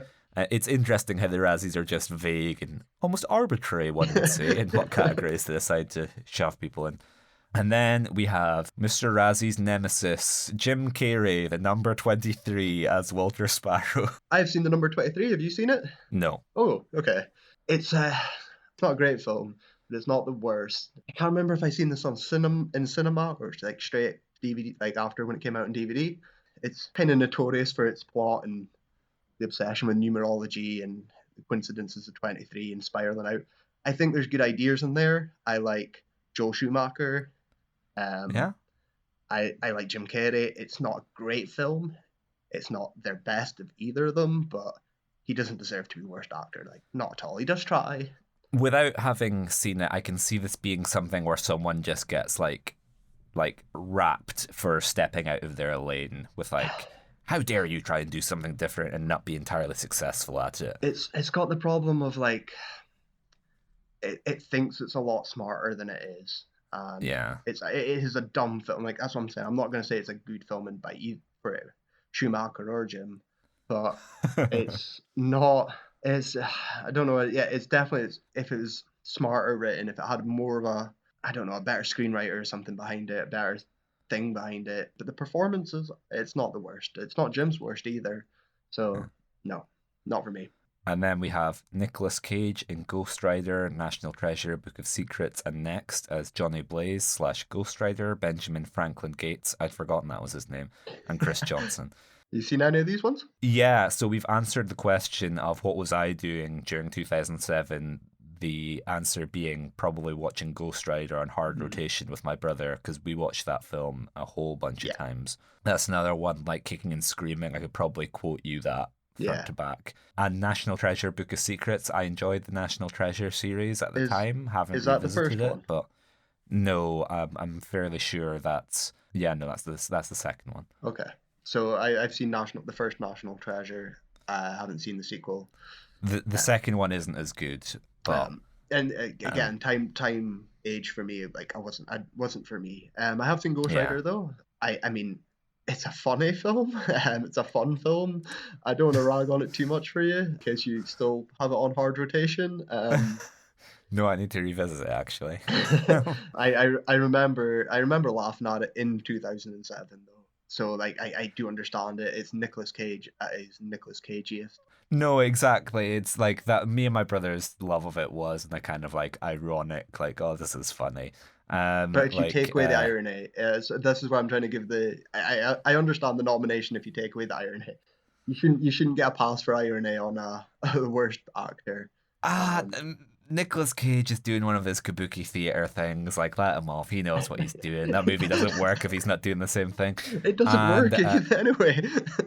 It does work, Kyle. And yeah, this is interesting because I feel like Nicolas Cage hasn't come up as much as you would expect with the Razzies. I expected him a lot more. Yeah. This is actually our first year without Stallone. We've probably had other years, but surprising that he's not here. He wasn't doing much in 2007. He wishes he was getting nominated for the Razzies. Worst actor, the winner, Eddie Murphy in Norbit as the character of Norbit. Yeah, so it's how you ever feel about Eddie Murphy. Again, like I said, anything at this time period is caricature of himself at this point. If you don't like Eddie Murphy, you're gonna hate this even more so. But he's also leaning into what made him the second surge, of like post Nutty Professor, the family friend like Eddie Murphy. But I do understand it, like especially because of how many roles and how obnoxious he is. I get it. So this is the infamous Dreamgirls year, which we've alluded to on another episode, I think, where he was apparently like the front runner to win an Oscar for Dreamgirls, and then Norbit came out and people were like, hang on, this guy sucks. So it's interesting because you'd almost get like an Eddie Murphy fallow period after this, where like with everyone in Shrek just kind of became their thing for a bit, didn't it? Yes. Like Eddie Murphy kind of falls off the scene a little bit post this, before coming back with all his Dolomites and his coming to Americas. And... Yes. Okay, worst actress. Diane Keaton in Because I Said So as Daphne Wilder. So, no idea about this one. Never seen it. Never heard of it. I don't know if someone in my family was a fan of this film. I should have outsourced that, but it has one of the Gilmore Girls in it, so I'm sure I could have asked my mum for a take on this. Okay. Alicia Cuthbert in Captivity as Jennifer Tree. Okay. Captivity, I have seen. Okay. Yeah, I have seen that. That's what I thought I Know Who Killed Me would be. Yeah. That's legit, the exact film. That's a knockoff of Saw or Hostel or one of them. I think Hostel, it's got the more kidnappy, torture-y. It's literally what I thought this film would be. I don't remember much of it other than, 'cause I've seen a gluttony of fucking shit after it. But yeah, like, I can't remember her performance in it, so can't really judge. But I have seen the film and it is shit. So there. Logan Browning, Janelle Parrish, Natalia Ramos, and Skylar Shea in Bratz as Sasha, Jade, Yasmin, and Chloe. Once again, Mr. Razzie, what the fuck are you on? Can you not fucking count? Yeah. Those are 4 different people. The whole nominations should have just been Bratz then, shouldn't it? Like, fuck's sake. Okay, then we have Jessica Alba in Awake, Fantastic Four, Rise of the Silver Surfer, and Good Luck Chuck as Sam Lockwood, Sue Storm, and Cam Wexler. Okay, so I haven't seen Awake, obviously. I've seen Rise of the Silver Surfer, though, and I think I've seen Good Luck Chuck because that has... Who's in that? What's his name? Dane Cook. Dane, that's what I say. Who's the 2007 comedian with blonde hair and everything? Yeah, I kind of remember it. I remember it just passing away. There was a few comedies I'd seen this year that kind of meld together. I don't think Alba's very good. I don't think she's very... I think we touched on it in Fantastic Four when we were doing the Trank one, especially in Rise of Silver Surfer. So, yeah, I get it. So I just had to look it up because I had my suspicions. So Awake is that What If You Woke Up During Surgery movie. Oh, shit. Yeah, I remember that. Well, I never seen it, but I remember it. I do remember it. Yeah, and then I always used to get Good Luck Chuck, and I now pronounce you Chuck and Larry. I kind of mashed those two together. Cinema isn't big enough for 2 Chuck films to come out in the same year. But looking at, if you look at the poster for Good Luck Chuck, the one they have on Wikipedia anyway, it's doing the double fantasy milk and honey thing. Oh, no way. So yeah, we'll maybe post this on social media. Yeah. The final shot of I Know Who Killed Me, the poster for Good Luck Chuck, and then the artwork of John Lennon and Yoko Ono. But that just reminds me, conspicuous by his absence, Dane Cook. Why was he not nominated for Worst Actor? Because I'm mixing Good Luck Chuck up. What was the other one he did? Employee of the Month or something. Oh, would have been around the same time. Again, I've seen a lot of real shit comedies at this time, and Dane Cook's fucking terrible. I'm not a fan in any way. He should have been nominated. Well, he's here as worst actor. He was in it last week as worst new star. But I love the idea that Mr. Razzie is looking at Jim Carrey and being like, "This guy fucking sucks." Yeah. Dane Cook's all right though. He gets me. If you give Dane Cook pass marks and trash Jim Carrey, really just a reflection of your own taste or lack thereof. Yeah. And then, of course, the winner, Lindsay Lohan. So particularly in when you see her opposite these other names, it becomes more glaring that my beloved Lilo did not deserve to win this. No, she was good. Not at all. Alba would have probably been my pick here. Yeah, probably. Worst supporting actor, we have Jon Voight in Bratz, National Treasure, Book of Secrets, September Dawn, and Transformers as Principal Dimly, Patrick Henry Gates, Jacob Samuelson, and John Keller. So I've seen Transformers. I think that's the only one out of those I've seen. I don't remember him in Transformers. What my feelings are on John now is not the same as what my feelings were maybe in 2007. Maybe I still had different views, but I don't remember.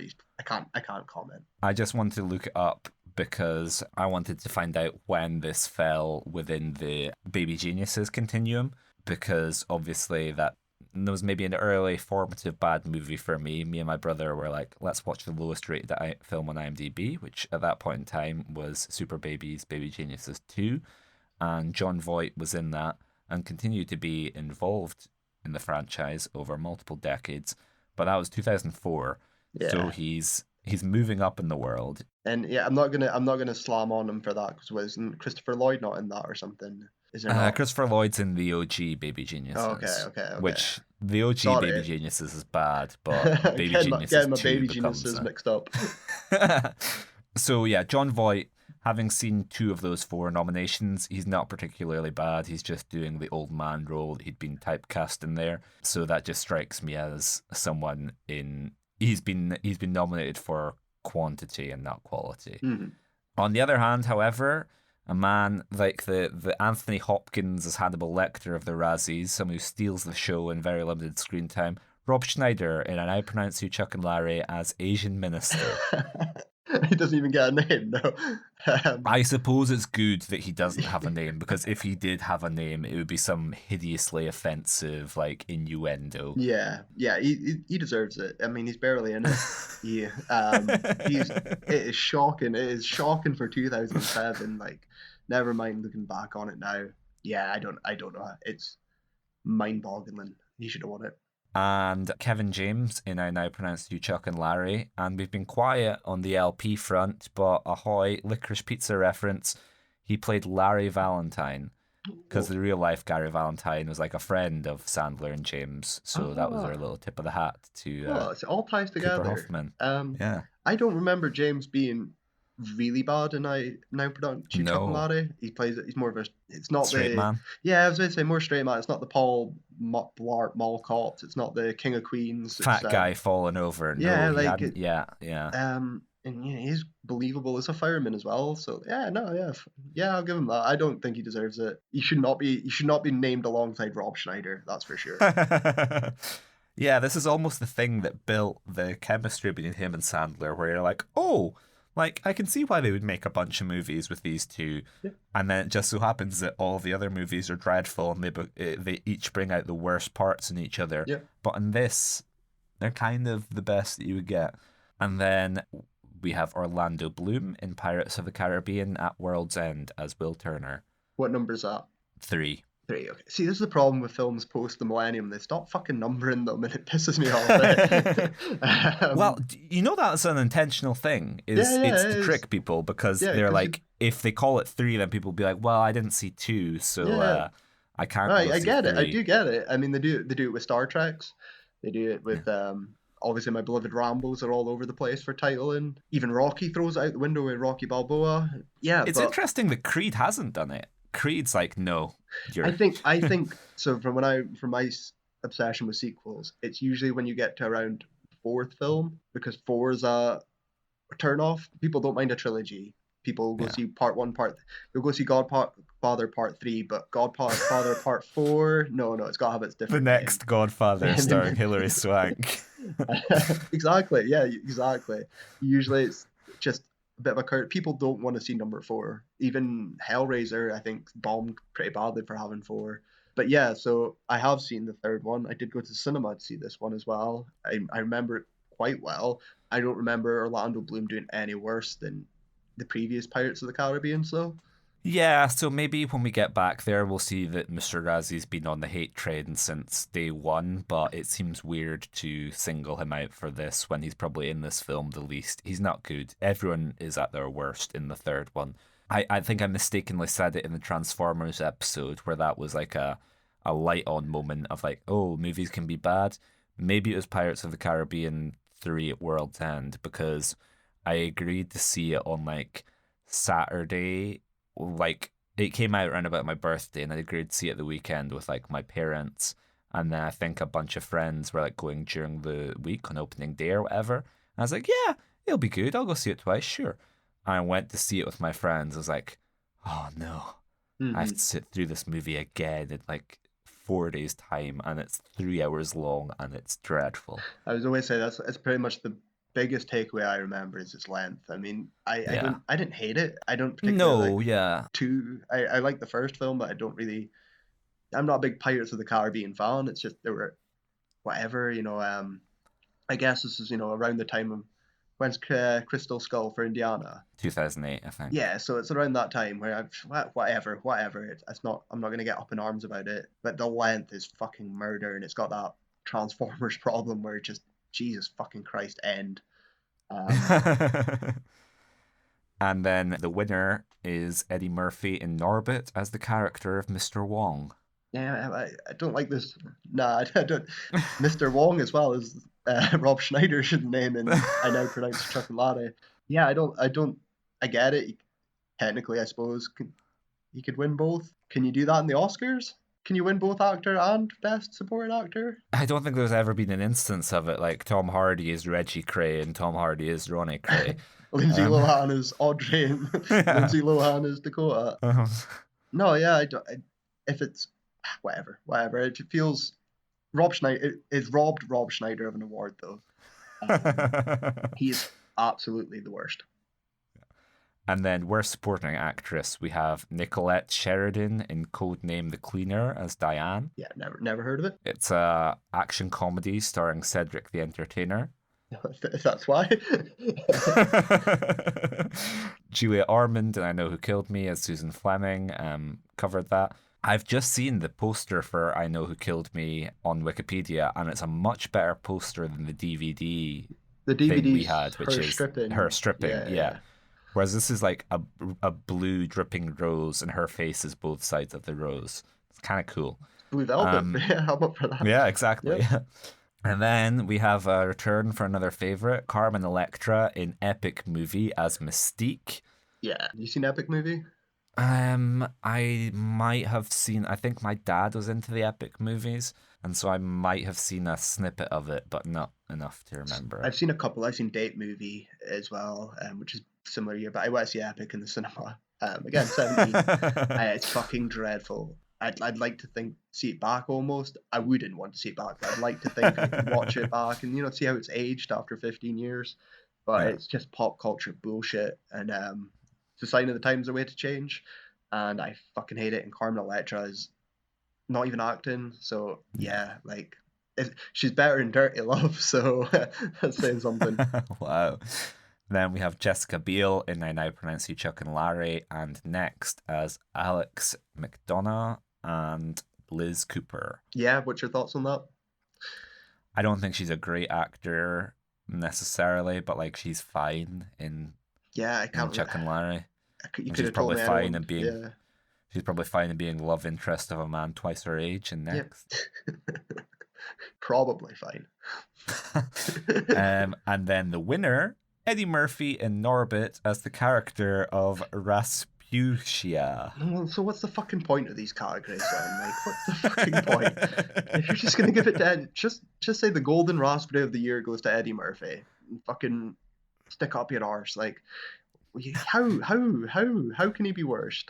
So Lindsay Lohan is the only person who stopped Eddie Murphy from getting a clean sweep of all 4 acting awards. No, yeah, fuck off. Like, stupid. Worst screen couple, we have Adam Sandler and either Kevin James or Jessica Biel in I Now Pronounce You Chuck and Larry. Make your mind up. Yeah, you got to make your mind up. And if it's the Kevin James one, I'm going to say no, because you can tell they're friends, you know what I mean? Like, you can tell, like they're not the worst screen combo or couple or whatever. Eddie Murphy as Norbit, and either Eddie Murphy as Mr. Wong or Eddie Murphy as Rasputia in Norbit. Yeah, like, fuck off again. Just give if you just want to dunk on Eddie Murphy. I gotta get defensive in Norbit now. Like, no, that's like, obviously you're not a couple. There's one of you. Like, fuck off. No. I don't know. I think he can have bad chemistry with himself. I think I'm not having seen Norbit, I at least don't disagree. I would just say pick a lane, Mr. Razzie. Yeah, which one is it? Any combination of 2 totally airheaded characters in Bratz. That's where, like, we rarely, if it's not Interview with a Vampire, we rarely seem to have good discussions with this category. Because it's just the same thing. Yeah, it's Mr. Razzie picking a movie he doesn't like. I'm like, I don't know, like any 2 configurations of Come on, Mr. Razzie, work a little bit. Like you like it's, and it pisses me off because it's, I know, you know, when you win an award for this, it counts, you know, a Razzie award-winning film, and I'm like, it's fucking bullshit. Like, no. Like, there has to be some combination in Bratz that is just a little bit worse than all the other ones. And then we have Jessica Alba and either Hayden Christensen in Awake, Dane Cook in Good Luck Chuck, or Ian Grufford in Fantastic Four: Rise of the Silver Surfer. So pick your lane again. I don't know. Despite what I just said, I'm kind of a little bit more supportive of that one, and because the joke is basically just that whoever you put Jessica Alba with, like, I don't know, when it's within a film, that strikes me as laziness. But when you're like in every single film, any guy you pair her with, you could still pick one though. You know, like, you could still pick one. He is one to have his cake and eat it here. Yeah, that's it. I personally, having seen 2 out of 3, well, I love Hayden Christensen. As we know, that man has electric chemistry. Not like here. Here everything is soft, smooth.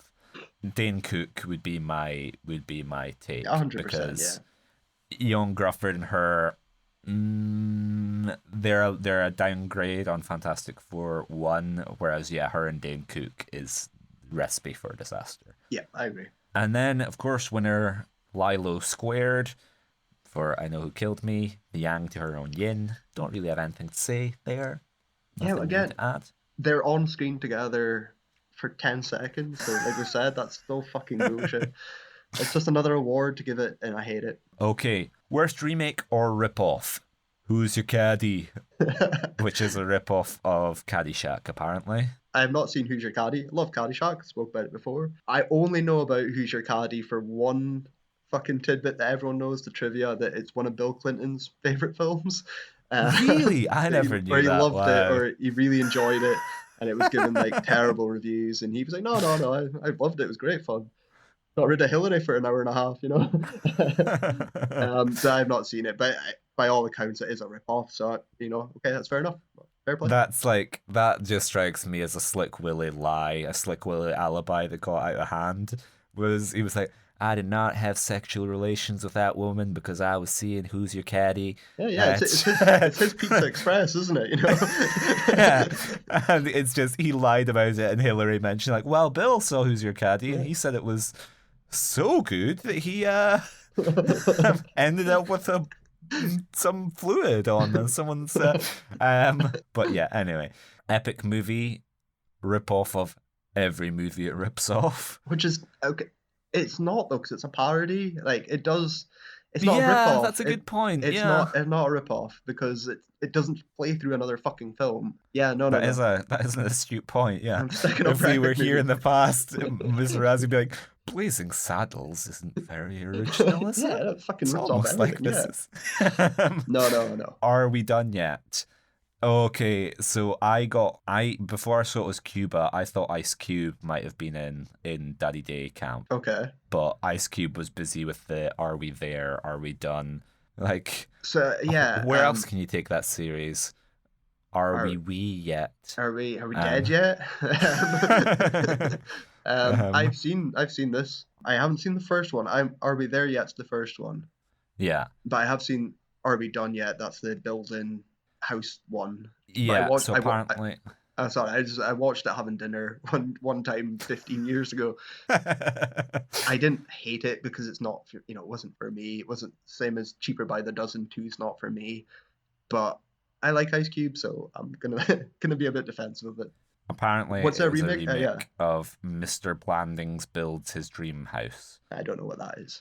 Which was also previously remade as The Money Pit. Oh, okay. So it's interesting that Wikipedia credits it directly as a remake, because I would say that's just like a relatively sturdy premise that Man Builds a House is kind of like its own subgenre. Yeah. But I guess it's one of those It's a Wonderful Life where Mr. Blandings is probably the origin for everything. But then It's a Wonderful Life is a Christmas Carol, so who knows where these things ever began. Worst prequel or sequel? Yes. Hostel Part 2. Yeah, so this is my category. This is my favourite category because I love a sequel or a prequel or interquel or whatever. Hostel Part 2 sucks. It is essentially the first film but flipped. like the Yeah. males to females, and it ups it. It's obviously going to up the gore and the violence and the shock, but you can't do that again. I'm a defender of Eli Roth at times, even though I don't like him. I get what he's going for. Hostel Part 2 is lazy as fuck. You can't really do it, and you shouldn't do it, to be honest. Hannibal Rising. Hannibal Rising fucking sucks.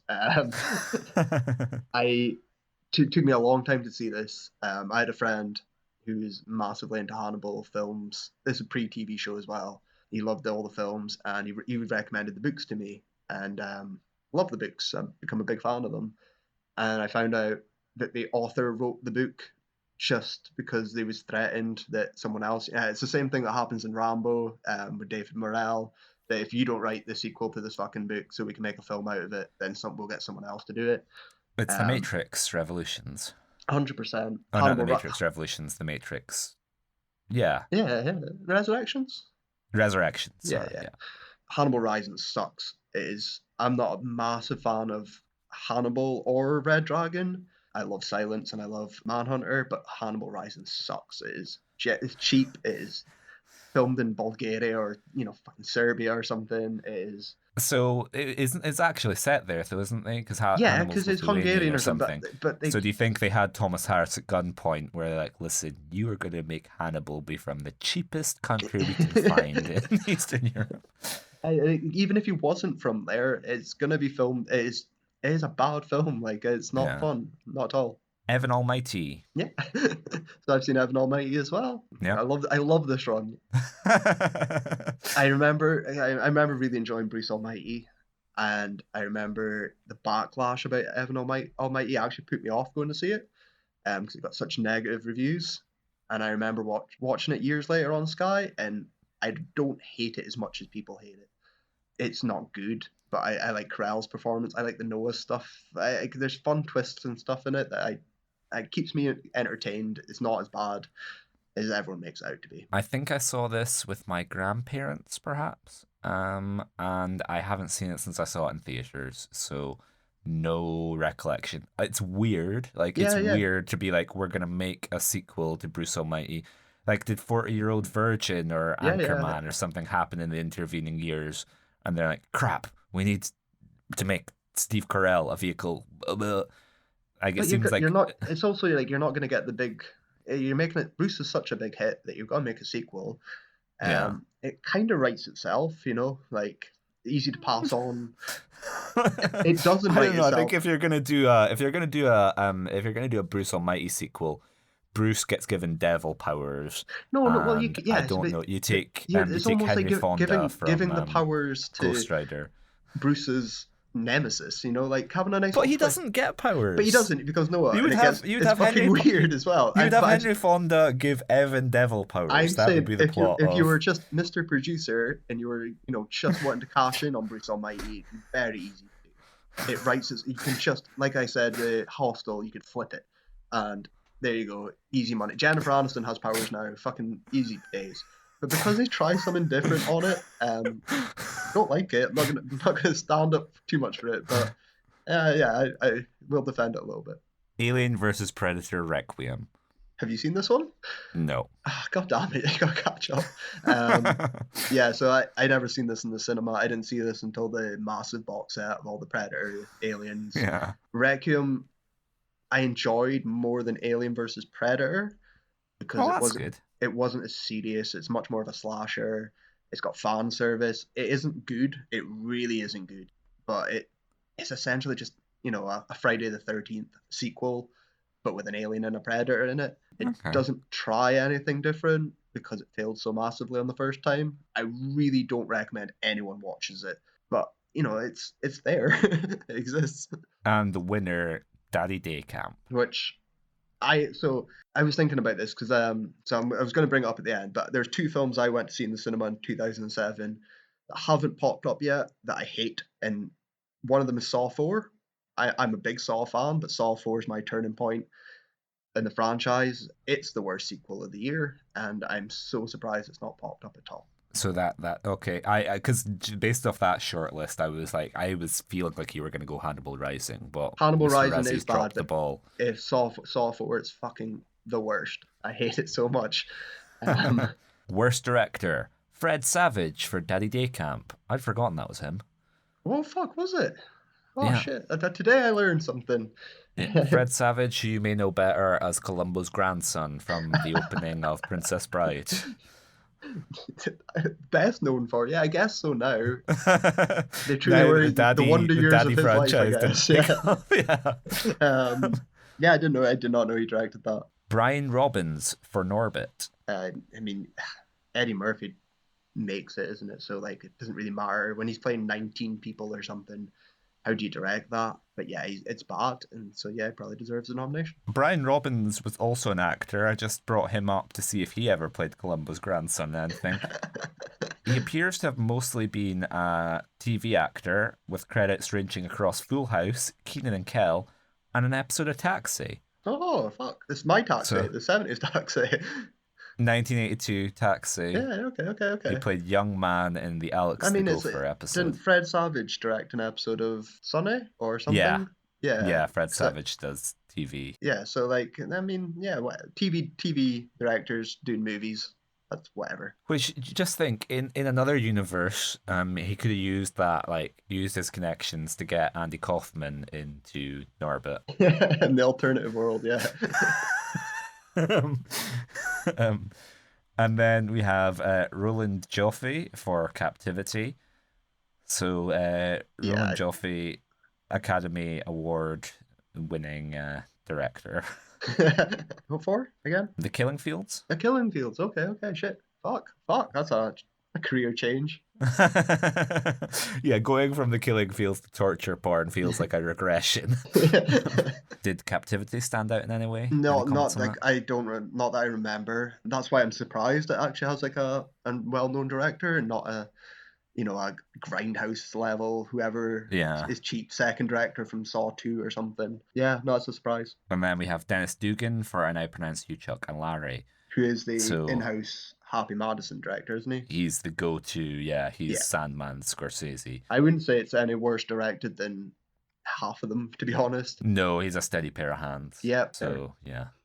And then, how dare they? Chris Sivertson, winner for I Know Who Killed Me, which we've covered at length. No.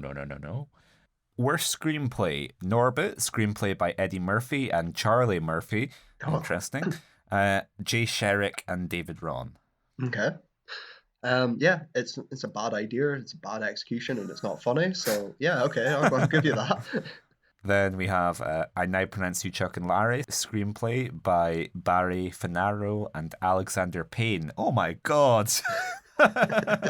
And Jim Taylor. So this is a change. This isn't the usual Happy Madison either, because Tim Herlihy, I can't pronounce his name, is usually the screenwriter. It's that's Sandler's SNL writer that he carries on with him. So maybe because it hasn't got the usual Happy Madison writers, it's the reason for the screenplay. I don't know who's to blame for Rob Schneider as in Yellowface, but whoever wrote that on the paper, then deserves a nomination. So this is Jim Taylor is Alexander Payne's writing partner, and it's an ampersand Jim Taylor and an and Barry Finaro. So Barry Finaro isn't blue on Wikipedia, so I haven't been able to get more information about him. But this is post Sideways. Yeah. So I wonder if this is something where Alexander Payne wrote his version of a What If You Were Forced to Marry Your Bro movie, and then someone got their hands on it and were like, and let's change this into an Adam Sandler vehicle and we'll put Rob Schneider in it and make it really like homophobic. Yeah. Because this just seems like it's weirdly out of place in Alexander Payne's filmography. Not that I have a huge understanding of it particularly, but it could have just been a job, it could have just been Yeah. Can you I've wrote 5 pages and I don't know how to write any more. Can you just fill out this for me? Sandman saw about Schmidt and was like, we need to get this guy on board. And then we have Epic Movie, written by Jason Friedberg and Aaron Seltzer. Surprised me there's only 2 names there. Yeah, I mean, they also direct all this shit as well. And I think produce it. I could be wrong. They're auteurs of the parody. They are. I mean, the fact they don't get worst director, they're not even got a nod there is very surprising. yeah, no, fuck these guys. Like, this is, I'm happy to say fuck these guys because this is the laziest of lazy. Like, this is the Family Guy cutaway jokes, the movie, and yeah, no, fuck them. Just you wait, flash forward. Oh, thank you for coming on our podcast, Mr. No, no, no. Friedberg and Seltzer. We're huge fans. You know what? They don't get on this podcast because they don't even fucking win the Razzie, did they? Also Losers. Rans. And then we have Daddy Day Camp, screenplay by Jeff Rodkey, J. David Stem, and David N. Weiss. Yeah, no comment. And then I Know Who Killed Me, which we have covered. So that brings us on to the final category, worst excuse for a horror movie. This almost seems like this was tailor-made. This is your worst excuse for a horror movie, aka the Saw 4 Memorial Award. Yes. So the nominees are Hostel Part 2, Hannibal Rising, Captivity, Aliens vs. Predator Requiem, and I Know Who Killed Me, all of which we've discussed in some form or other. Like I said, Saw 4 should be there. I get your point on why I Know Who Killed Me could be there as an excuse for a horror film. But when I read that category, to me that's a genuine horror film that's failed at horror, not a weird psychological thriller dream film. That's marketing to blame. Hannibal Rising's probably my pick for this one because it's not scary and no horror to it. There's no thrills to it. At least with Hostel and Captivity and Saw, you get your gore. Even Alien vs. Predator Requiem, it's still a slasher film, so you can still get something out of that. Yeah, my winner is Hannibal Rising. Well, thank you for joining us on this journey through 2007. That brings another year to an end, another one chalked off as we get ever closer to Battlefield Earth. No, yeah. I had a blast here. I'm glad we picked this one and not Basic Instinct 2 or Battlefield Earth or the ones I've been dreading. Even though I was dreading this. I mean, you were dreading this. But it was such a pleasant surprise that I'm eating my own words, so I'm very happy. So if you have enjoyed this episode, then please leave us a review in your podcast provider of choice. You can find us on social media where we are watching Worst on any platform you can think of.